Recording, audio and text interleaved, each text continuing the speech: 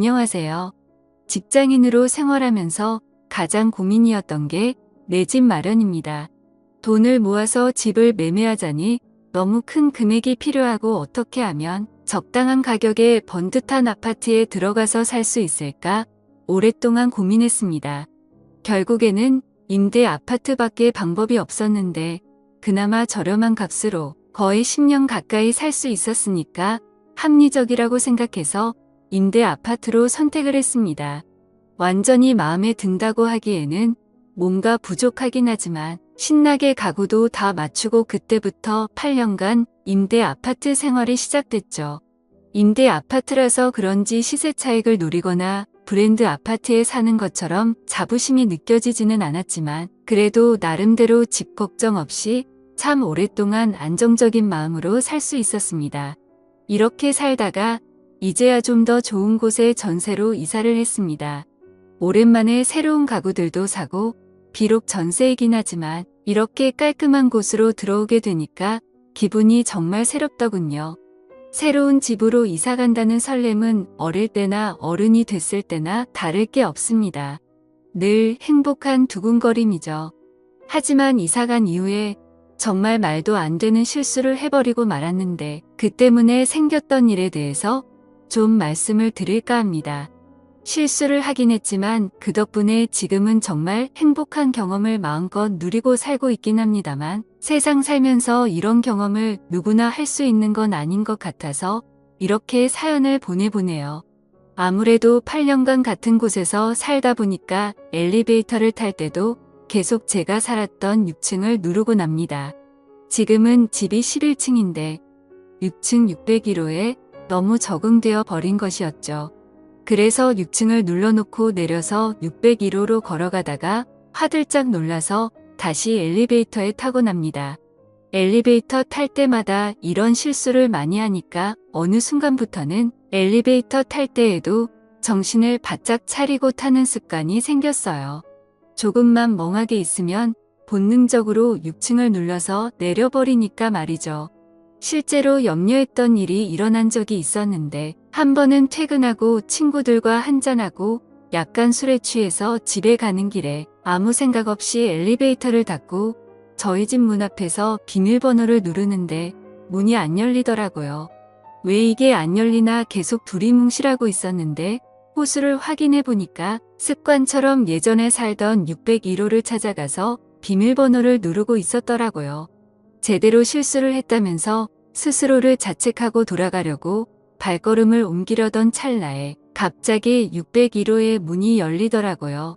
안에는 한 아주머니가 살고 계셨는데 제가 너무 정신이 없어서 집을 잘못 찾았다고 사과를 드렸습니다.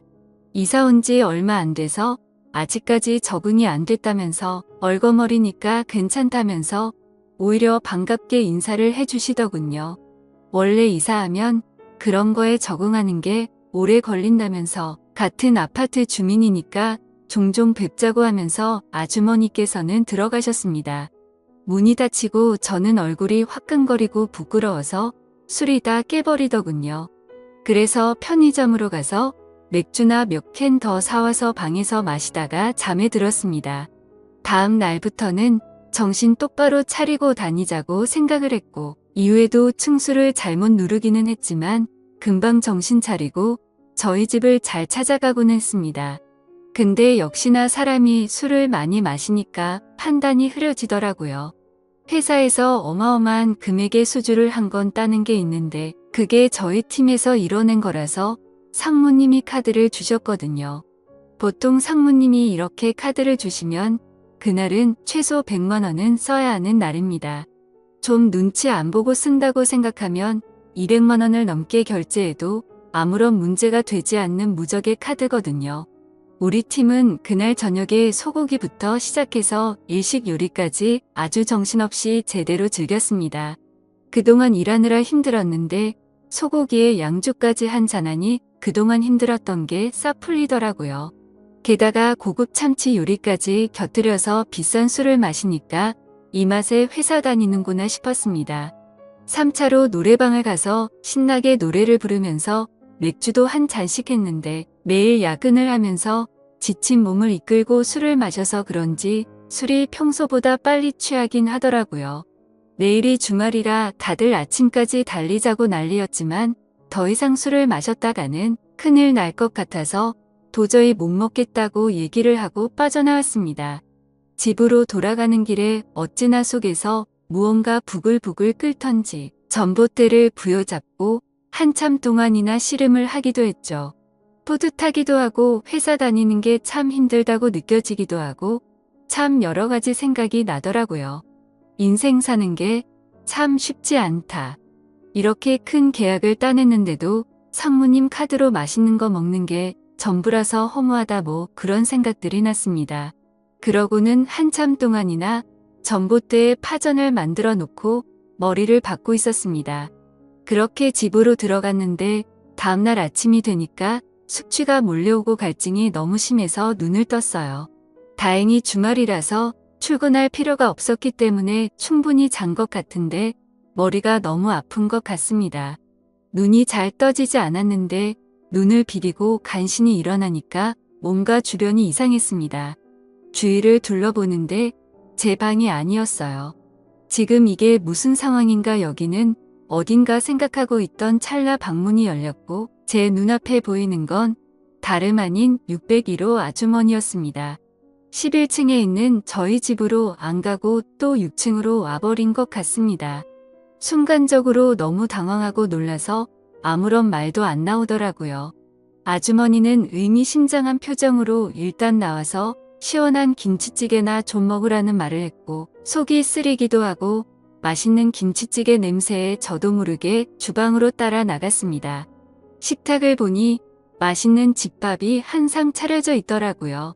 혼자 사니까 매일 같이 대충 끼니를 챙기기 바빴는데 오랜만에 제대로 된 집밥을 보니 미안한 마음도 싹 없어지고 자리에 앉아 허겁지겁 먹기 시작했습니다. 밥 먹다가 괜히 저 때문에 신경 쓸 일을 만들어서 미안하다는 말과 함께 김치찌개가 너무 맛있다는 칭찬을 아끼지 않았습니다. 할 얘기가 없어서 괜히 음식 칭찬이나 늘어놓고 있었네요. 확실히 이렇게 시원하고 얼큰한 게 들어가니까 속이 좀 풀리기 시작했고 밥이 들어가니까 정신이 차려지더군요. 저는 분위기를 좀 풀어보려고 제가 왜 여기서 자고 있었던 건지 도저히 모르겠다고 분명히 어제 회사 사람들이랑 참치를 먹으러 간 것까지는 기억나는데 그 뒤로는 전혀 기억이 없다고 말했습니다. 사실 전봇대를 붙잡고 씨름하고 있었던 게 마지막 기억인데 도저히 그건 부끄러워서 말을 못하겠다고요. 그러자 아주머니는 웃으면서 정말 아무것도 기억이 안 나냐고 묻더군요. 제가 술을 너무 많이 마셔서 집을 잘못 찾아온 건가요? 물었더니 그제서야 고개를 끄덕거리면서 이 아저씨 정말 못 말리는 사람이라고 김치찌개 값이라도 받아야 되겠다는 말을 하더라고요. 계속 자기 집 비밀번호를 눌러서 저러다가는 아파트 복도에서 드러누워 자겠다 싶어서 집 안으로 옮겼다고 하더라고요. 어찌나 정신을 못 차리던지 길에서 객사하는 꼴이라도 생기면 아파트 값 떨어질까봐 괜히 더 챙겨줬다고 하더라고요.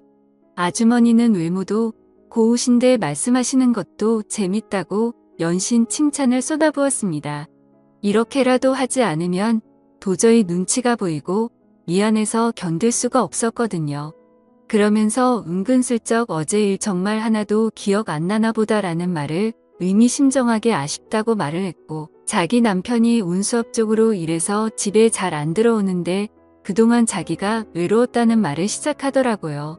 근데 어제는 또 제가 오니까 우습기도 하고 무섭지도 않고 오랜만에 얼마나 기분이 좋았는지 모른다는 말을 했습니다. 아주머니는 부끄럽다는 듯이 수줍게 웃으며 이야기를 하니까 괜히 무슨 일이 있었나 싶어서 걱정이 밀려왔습니다.